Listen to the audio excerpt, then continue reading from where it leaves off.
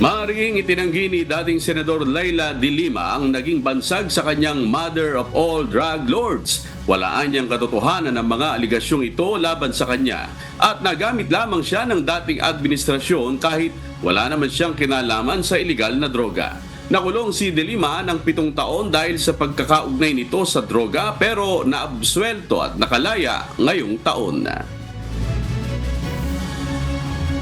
Absolutely false. That is a fictitious, bogus allegation against me.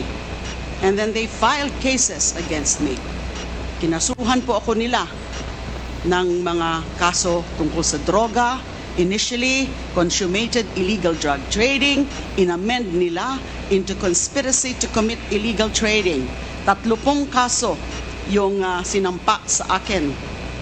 Absuelto na po ako dun sa 3 dahil wala po akong kinalaman sa illegal drugs. Kasama lang ho yan sa naging propaganda nila.